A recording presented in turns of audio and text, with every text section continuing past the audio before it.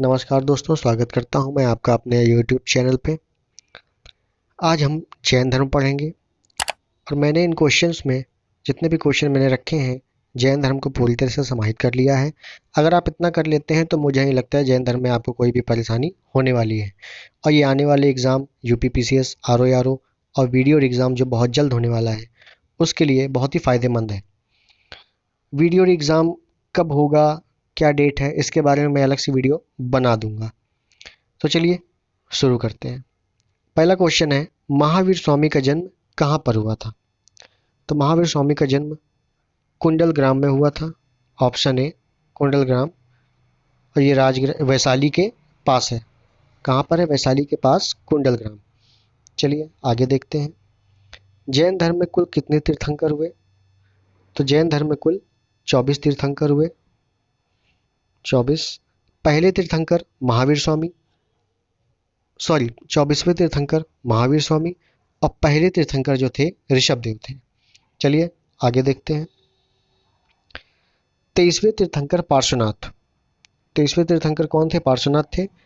तो 23वें तीर्थंकर पार्श्वनाथ के शिष्यों को क्या कहा जाता था? तो निर्ग्रंथ कहा जाता था, याद रखिएगा। चलिए आगे देखते हैं। महावीर स्वामी को बौद्ध धर्म में क्या कहा गया, या बौद्ध ग्रंथों में क्या कहा गया, ऐसे भी कह सकते हैं। तो महावीर स्वामी थे जैन धर्म के, लेकिन उनको बौद्ध धर्म में क्या कहा गया, ये इंपॉर्टेंट है। तो निगुंठनाथ पुत कहा गया। ये काफ़ी इंपॉर्टेंट क्वेश्चन है, याद रखिएगा। निगुंठनाथ पुत। चलिए आगे देखते हैं। जैन धर्म के 5 अणुव्रतों में किसे पार्श्वनाथ ने नहीं जोड़ा था? तो ब्रह्मचर्य को पार्श्वनाथ ने नहीं जोड़ा था, ब्रह्मचर्य को महावीर स्वामी ने जोड़ा था। चलिए आगे देखते हैं। महावीर स्वामी के प्रारंभिक जीवन की जानकारी किस ग्रंथ में मिलती है? तो महावीर स्वामी के प्रारंभिक जीवन की जानकारी कल्पसूत्र में मिलती है, याद रखिए कल्पसूत्र। आगे देखते हैं। महावीर स्वामी के बचपन का क्या नाम था? तो महावीर स्वामी के बचपन का नाम वर्धमान था। क्या था? वर्धमान। चलिए आगे देखते हैं। महावीर स्वामी को किस नदी के किनारे ज्ञान प्राप्त हुआ? तो ऋजुपालिका नदी के किनारे ज्ञान प्राप्त हुआ। और गौतम बुद्ध को निरंजना नदी के किनारे ज्ञान प्राप्त हुआ। और सिख समुदाय या सिख धर्म के जो प्रथम गुरु थे, गुरु नानक देव, उनको काली बेन नदी के किनारे ज्ञान प्राप्त हुआ। चलिए आगे देखते हैं।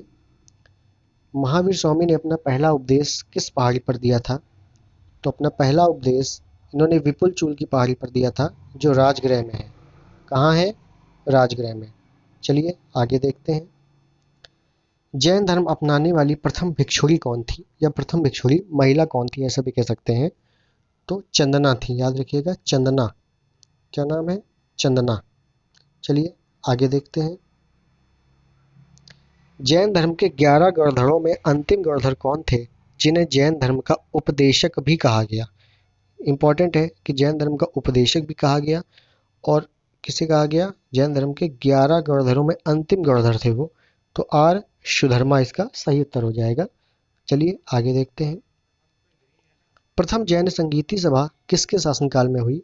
तो चंद्रगुप्त मौर्य के शासनकाल में हुई और 300 ईसा पूर्व में हुई, याद रखिएगा।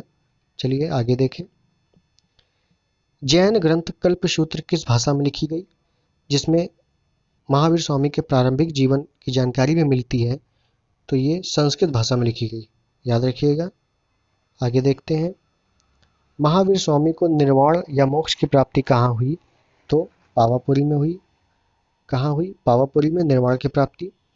और अगर गौतम बुद्ध को निर्वाण की प्राप्ति पूछा जाए तो कुशीनगर में हुई, लेकिन इसका उत्तर ऑप्शन 2 हो जाएगा। चलिए आगे देखें।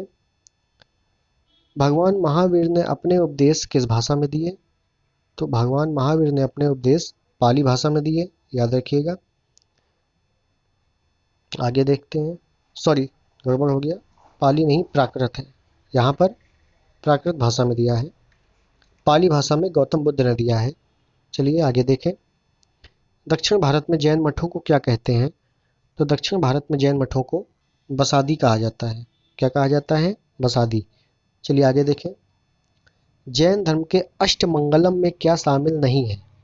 जैन धर्म के अष्टमंगलम है, और गौतम बुद्ध के या बौद्ध धर्म के आ जाए तो वहाँ अष्टांगिक मार्ग के बारे में बताया गया है।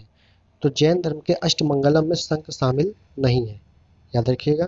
आगे देखें, महावीर स्वामी के प्रथम शिष्य कौन है? तो जमाली हैं, और जमाली इनके प्रथम शिष्य भी हैं, और जमाली इनके दामाद भी हैं। और महावीर स्वामी की पत्री का नाम प्रियदर्शनी है। चलिए आगे देखते हैं। जैन धर्म के प्रथम तीर्थंकर कौन है? तो जैन धर्म के प्रथम तीर्थंकर ऋषभदेव हैं। याद रखिएगा। और कुल 24 तीर्थंकर हुए, ये भी याद रखिएगा। चलिए आगे देखते हैं। जैन धर्म के प्रथम तीर्थंकर ऋषभदेव का जन्म कहाँ हुआ? तो ऋषभदेव का जन्म अयोध्या में हुआ। आपसे ऐसे भी क्वेश्चन पूछा जा सकता है कि किस तीर्थंकर का जन्म अयोध्या में हुआ था? तो ऋषभदेव प्रथम तीर्थंकर थे। चलिए आज के क्वेश्चन यहीं तक हैं।